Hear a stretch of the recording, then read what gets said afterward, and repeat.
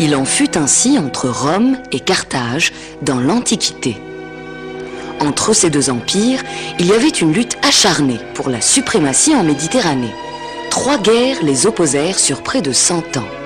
Ce furent les guerres puniques.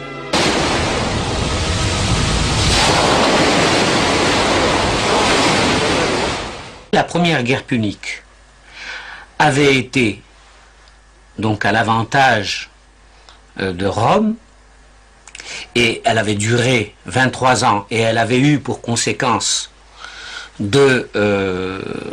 d'occuper pour Rome la partie sicilienne ainsi que la Corse et la Sardaigne, repoussant ainsi Carthage, ou éloignant Carthage de la péninsule italique. La deuxième guerre punique fut déclenchée en 218 avant Jésus-Christ. Elle fut surtout voulue par Hannibal pour laver l'affront infligé à Carthage, suite à sa défaite face à Rome lors de la première guerre punique. Le rêve d'Hannibal fut de mettre fin à la suprématie de Rome, qui représentait une menace sur sa ville natale, Carthage.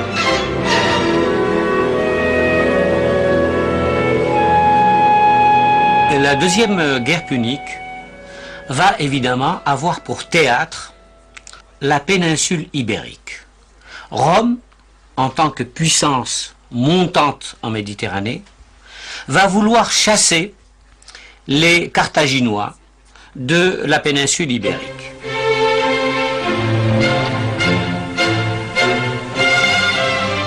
Pour déclencher cette guerre, Hannibal commença par assiéger et attaquer Sagonte, une ville située en Espagne, alliée de Rome.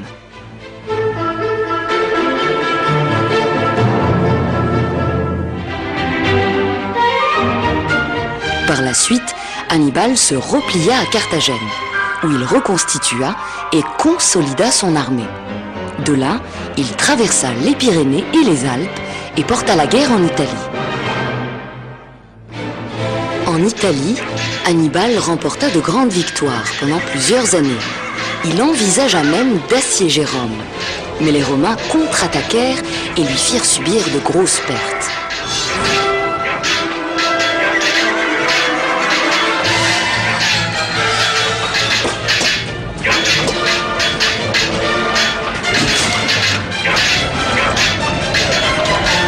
En Espagne, la situation bascula également en faveur des Romains.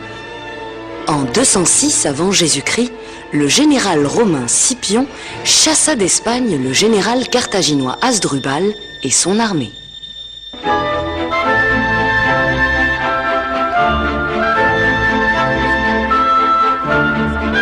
Et c'est précisément à cette époque-là que l'histoire commence à nous renseigner sur les royaumes berbères antiques de l'Afrique du Nord. Mais ce qui est certain, c'est que ces royaumes berbères étaient déjà bien établis à une époque très très lointaine, bien avant l'apparition de Carthage. Ce qu'il faut savoir, c'est que donc, au IVe siècle, on reconnaît déjà l'existence de 3 royaumes berbères. Il y a les Maures, dit les Mauroussi, il y a les Massaïciles et les Massiles. Donc déjà, ces royaumes berbères occupaient un territoire très très très vaste de l'Afrique du Nord.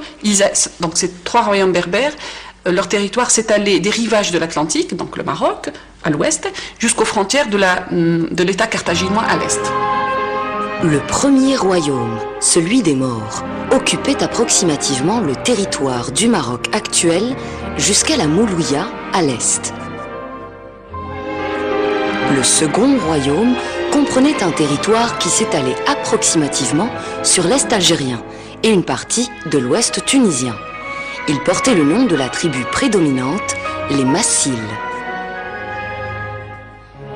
Le royaume Massile était coincé à l'est par Carthage, qui agrandissait ses colonies au détriment des Massiles.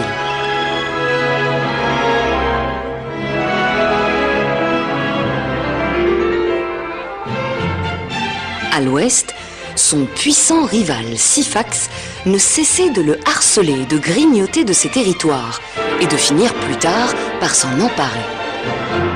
Le royaume des Massiles était dirigé par le roi Gaïa, dont on sait peu de choses. Gaïa existait en tant que roi au début de la deuxième guerre punique, à savoir vers 220 avant Jésus-Christ. Le seul texte de d'Ouga où il est question donc de Massinissa, de son père donc Gaïa, et où porte le titre de roi. Après, disons, un passage d'inimitié ou de rivalité avec Carthage, Gaïa va se mettre à l'alliance avec Carthage.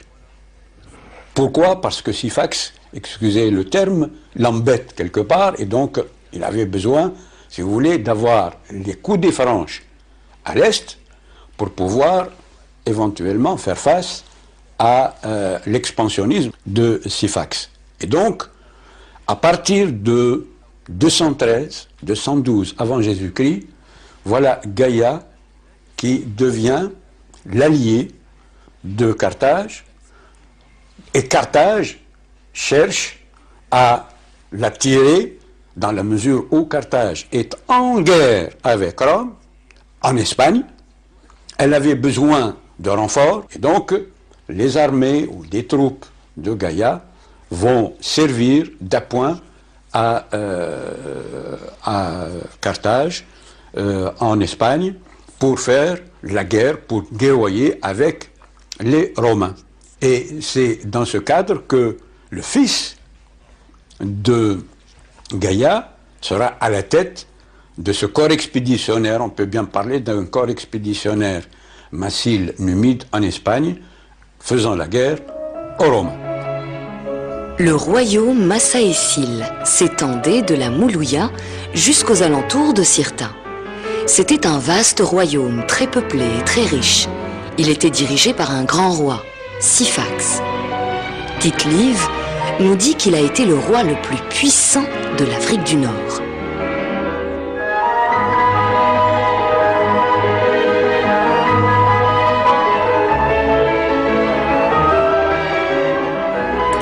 Le royaume Massécile était le plus puissant royaume de l'Afrique du Nord. Cela veut dire que, et par son étendue, et par la fertilité de ses terres, et par l'étendue de sa côte, donc le nombre de ses ports, on pouvait considérer que le royaume des Masséciles était le royaume le plus important à cette époque-là. Un royaume important qui avait pour capitale Siga, située à l'ouest de la Massaécilie, sur les bords de la Tafna. Sa première capitale fut Siga, et par la suite, on verra qu'avec les différents affrontements avec le royaume des Massiles, il a pu acquérir la ville de Cirta, donc Constantine, qui est devenue par la suite la deuxième capitale du royaume des Massaéciles.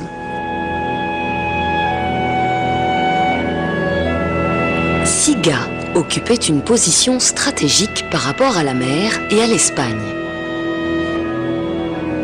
Elle était située sur une colline, non loin de l'embouchure de la Tafna.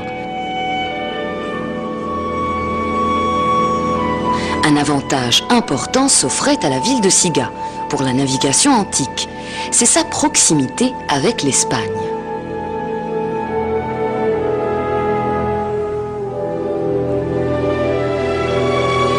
Cette proximité facilita les échanges commerciaux entre les deux pays.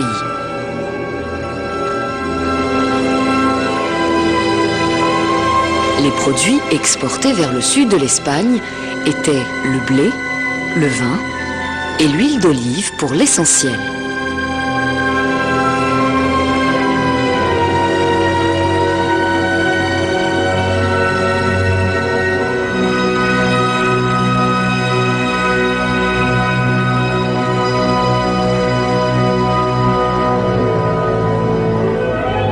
En Massaécilie, l'élevage n'était pas en reste. Bovins et ovins représentaient une importante activité dans l'existence des Massaéciles. C'était une activité qui permettait de satisfaire certains besoins nécessaires à la vie quotidienne des populations. Nous pouvons ainsi relever que l'économie des Massaéciles était à vocation agricole et d'élevage. Les échanges commerciaux qui existaient à l'intérieur du royaume, le négoce entretenu avec le monde extérieur, particulièrement le sud de l'Espagne, n'étaient concevables que par l'usage d'une monnaie illustrant l'ampleur du règne de Syphax. Une économie qui a une monnaie est une économie assez avancée parce que c'est grâce à l'argent que les échanges peuvent se faire. Or, le royaume de Syphax, dont on connaît un certain nombre de villes côtières, avait une activité commerciale extérieure assez importante avec le sud de l'Espagne. On se pose même parfois la question si de la marchandise fabriquée en Macécile était exportée toute prête et vendue en l'état dans les différentes villes ou dans le sud de l'Espagne. L'existence de cette monnaie nous montre que le royaume des Massaéciles a connu une évolution dans son organisation sociale, économique et militaire.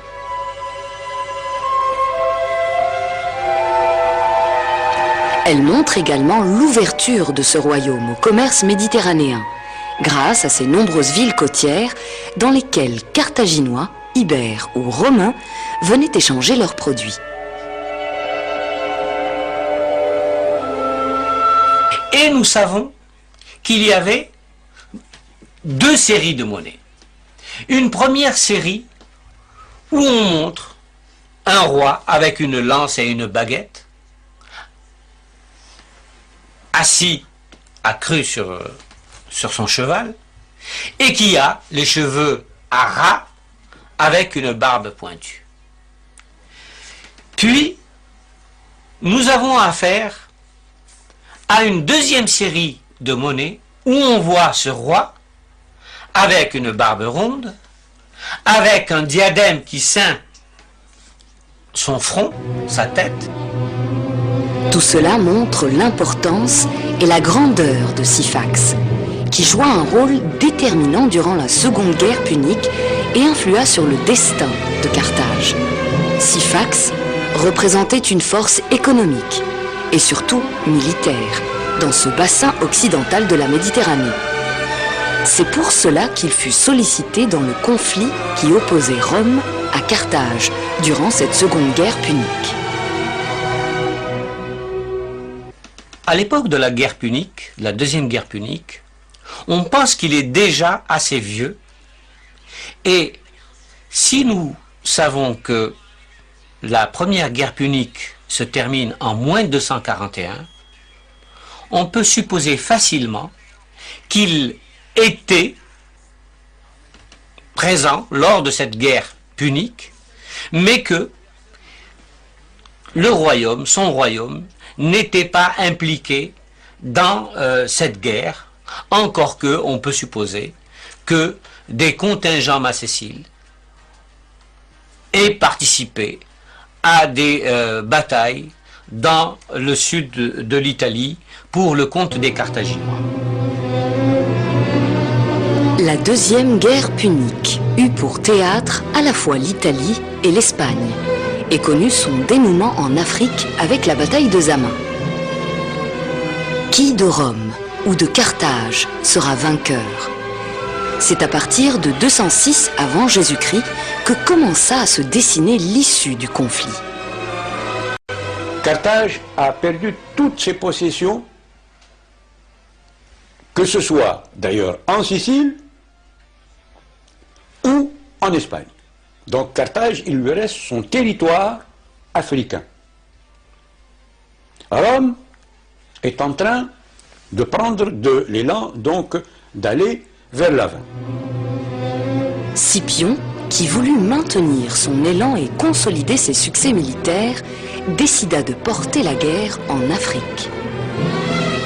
Après avoir commandé l'armée romaine en Espagne, donc vers 212-211 avant Jésus-Christ, Scipion commençait à songer à déplacer la guerre vers l'Afrique du Nord. Donc c'est à partir de là qu'il a commencé à mettre en place une stratégie. En fait, il essayait de s'allier à ces rois berbères afin de pouvoir contrer Carthage. Si Hannibal était en mesure de mener la guerre en Italie, pourquoi Scipion ne la ferait-il pas en Afrique? Pour cela, il lui fallut des alliés sur le terrain. Il décida donc de rencontrer Syphax.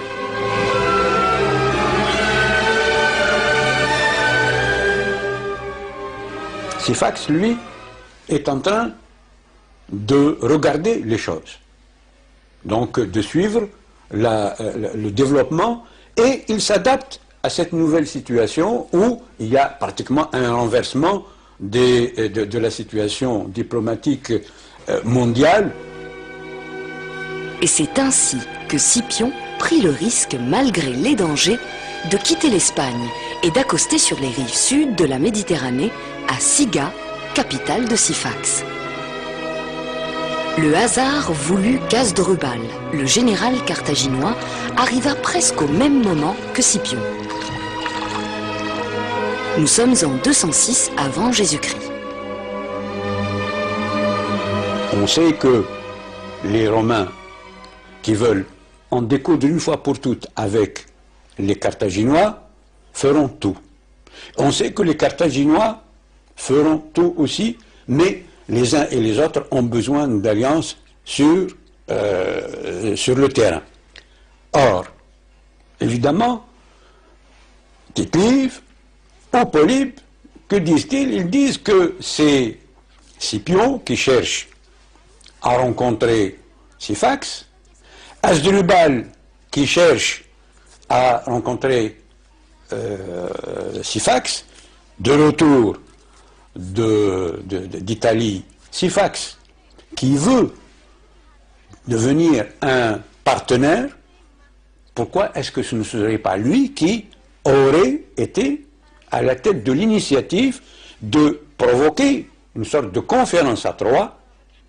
Ceci est tout à fait plausible puisqu'il a exigé que ce soit Scipion qui vienne et non pas, comme Scipion le voulait, envoyer des officiers subalternes. Hasdrubal a besoin de Syphax. Il arrive quelques heures pratiquement après Scipion. Selon Tite-Live, Syphax trouva fort beau, et cela l'était vraiment, de voir les généraux des deux peuples les plus puissants de l'époque venir, le même jour, lui demander sa bienveillance et son amitié.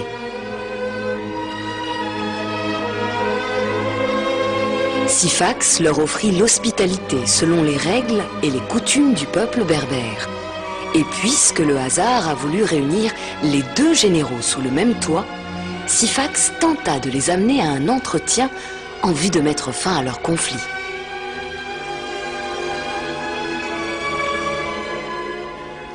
Syphax veut lancer une sorte de conférence à Troie avec comme idée fondamentale: on se met d'accord, vous les Romains, vous restez chez vous, les Carthaginois sont chez eux puisque les Carthaginois c'est fini avec l'Espagne, et moi je suis un agent de paix, si vous voulez, et donc je milite avec les uns et les autres. La conférence tripartite qui se tient à Siga en moins 206 montre combien la ville où le soutien de Syphax était important pour les deux parties au conflit.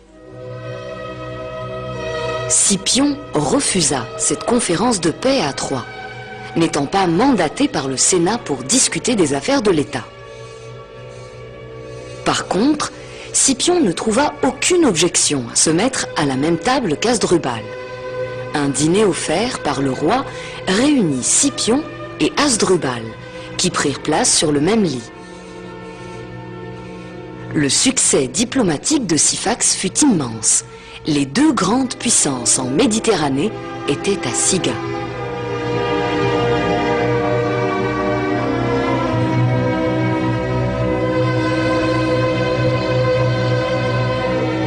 Scipion quitta Siga sans avoir eu un accord définitif, mais obtint une certaine promesse de la part de Syphax, disant qu'il pouvait compter sur lui.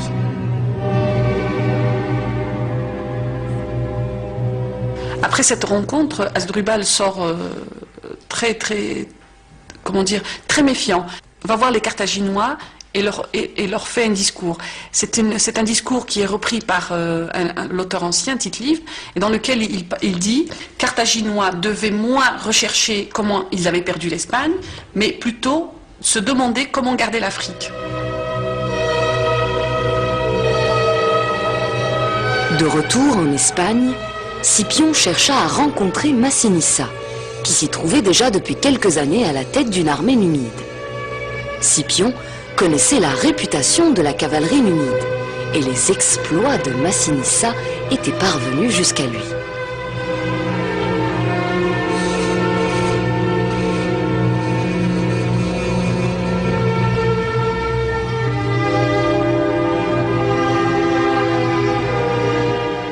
Il fallait pour Scipion un allié africain qui connaisse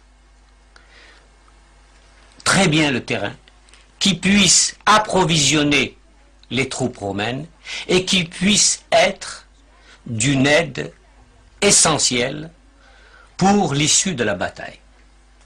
Et c'est dans cette perspective que Scipion essaye ou prend contact avec Massinissa, qui se trouvait à l'époque, justement, en Espagne, et qui combattait pour le compte des Carthaginois.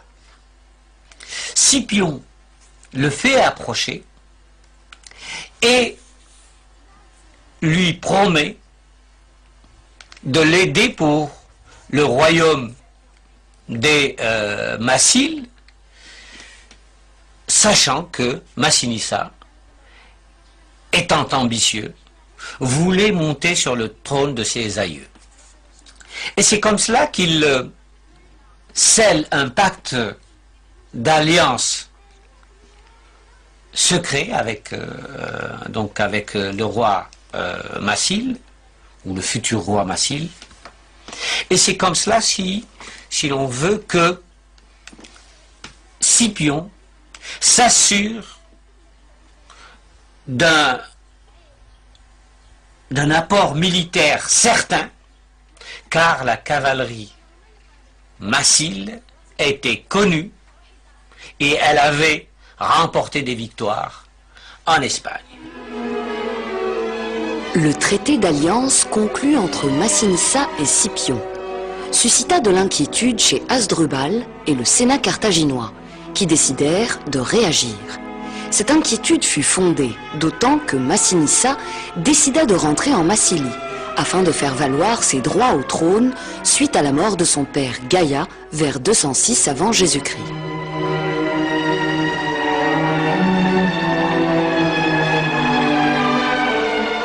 Hasdrubal s'inquiète et il finit par comprendre que Syphax joue un très grand rôle avec Scipion, et il préfère à ce moment-là de gagner sa confiance en lui proposant en épouse sa fille Sophonisbe.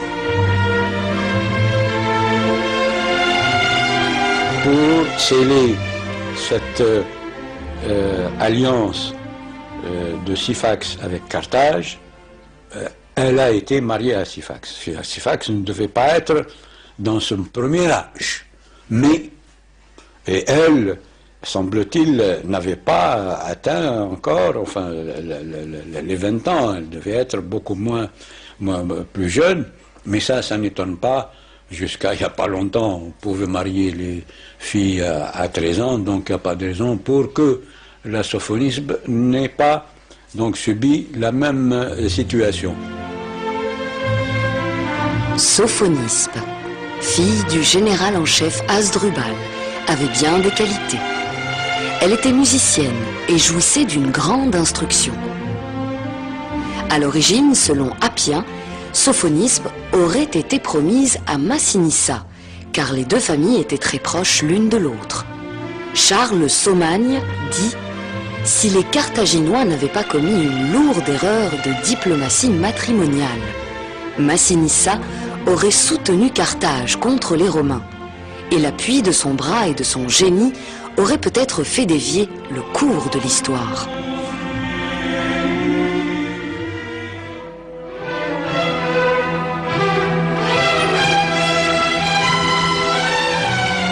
Le débarquement des Romains en Afrique fut un tournant décisif pour les événements qui suivirent, et notamment pour l'issue de la Deuxième Guerre punique. Il eut lieu vers la fin de l'été 204 avant Jésus-Christ. En arrivant sur les côtes africaines, non loin d'Utique, Scipion ne trouva personne pour l'attendre. Quelque temps après, il fut rejoint par Massinissa et sa cavalerie.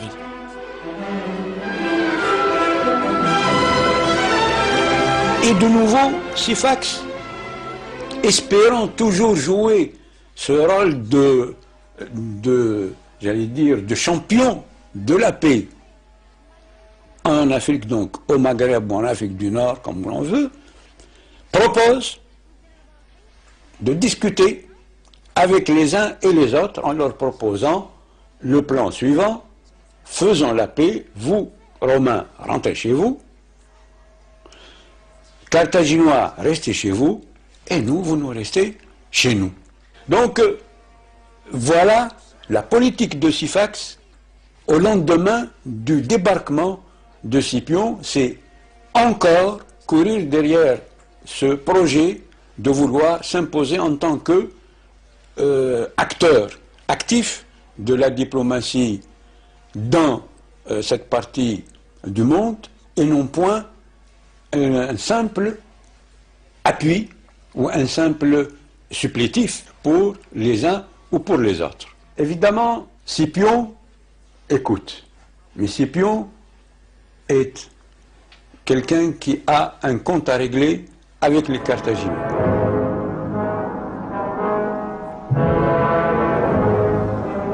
Les camps d'Hasdrubal et de Syphax n'étaient pas loin de celui de Scipion. On dit qu'ils avaient été construits presque entièrement en bois. Pendant que se déroulaient les négociations, les Romains préparaient un coup qui allait coûter cher à Syphax et ses alliés les Carthaginois. Les espions de Scipion relevaient les plans des deux camps et la manière dont ils étaient gardés. Ces renseignements donnèrent l'espoir à Scipion d'incendier les camps ennemis à la première occasion.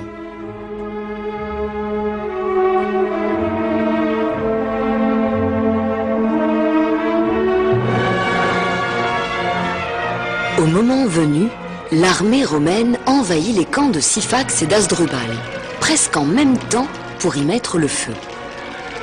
Les hommes de Syphax, croyant le feu fortuit, se dispersèrent sans armes pour l'éteindre. Alors, ils tombèrent sur leurs adversaires armés. Dans le camp d'Hasdrubal, les Carthaginois crurent aussi que le feu était un fait du hasard. À leur tour, ils tombèrent sous les coups des Romains.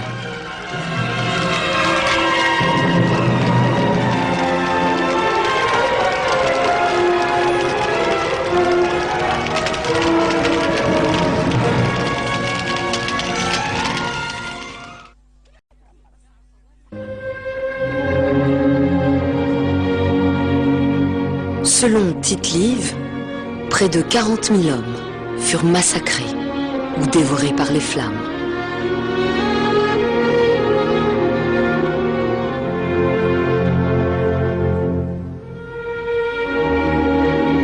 Une grande partie de l'armée de Syphax et de Carthage est anéantie.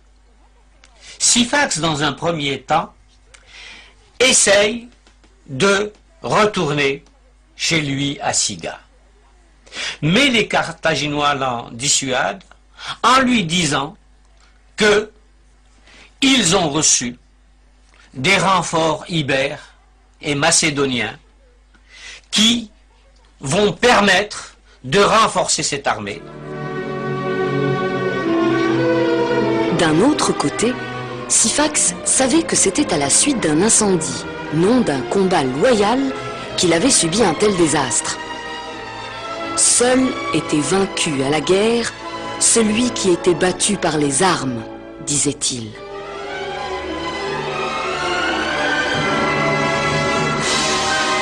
C'est pourquoi il décida de reprendre la guerre.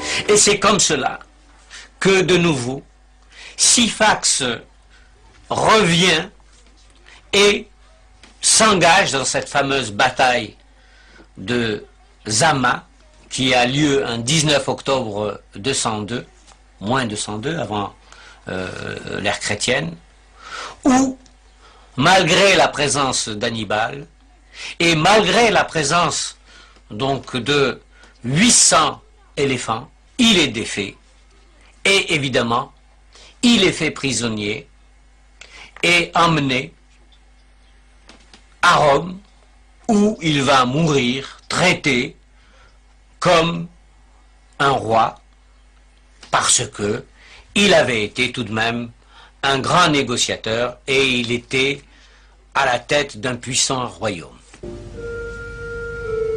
Suite à la défaite de Syphax, Massinissa récupéra le royaume de son père Gaïa et le reste de la Numidie. Il rentra dans sa capitale, Cirta. Là, il trouva Sophonispe, que les Romains réclamaient en tant que prisonnière de guerre.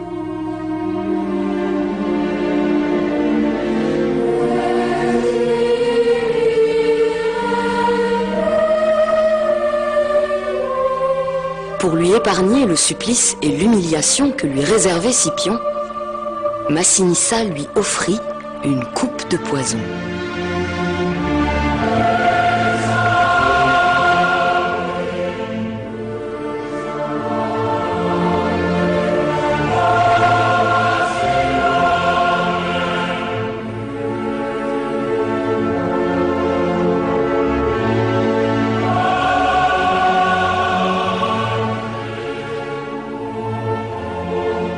Les auteurs anciens ont beaucoup parlé de Sophonispe, puisqu'elle représente vraiment cet exemple de femme qui a joué un très grand rôle dans l'histoire de l'Afrique du Nord, une femme qui a pu prendre des décisions, qui a fait faire prendre des décisions politiques très importantes également pour le destin de Carthage et de l'Afrique du Nord.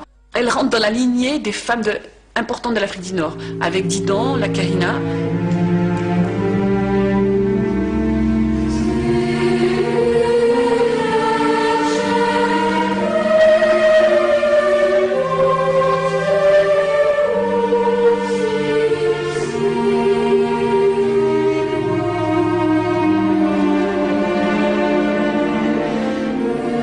Syphax mourut en Italie en 202 avant Jésus-Christ.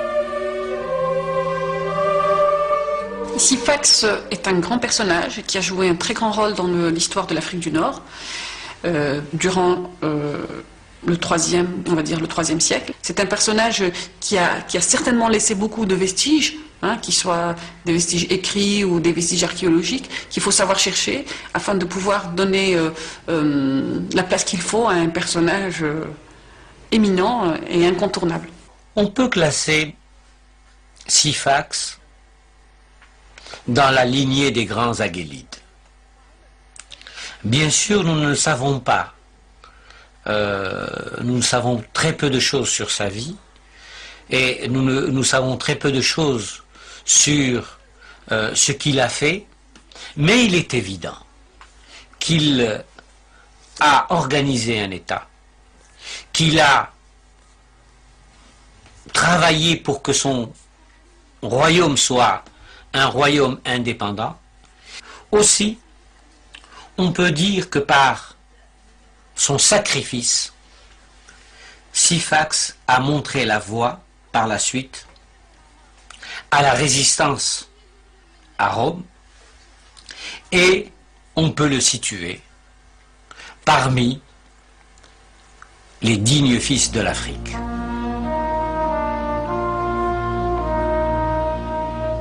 Le mausolée de Takembrit se dresse sur une colline au-dessus de la Tafna. Il fut érigé pour certainement abriter Syphax après sa mort. De là, il aurait veillé sur cette Méditerranée qui lui était chère. Mais le sort en décida autrement. Le mausolée restera vide, mais pas seulement. Il finira par être détruit par les effets de l'érosion et du vandalisme. Malgré cela, il nous rappelle la grandeur du roi Massaésil, qui œuvra pour la paix en Méditerranée et pour l'indépendance de l'Afrique. Syphax restera à jamais dans la mémoire de tous les Berbères.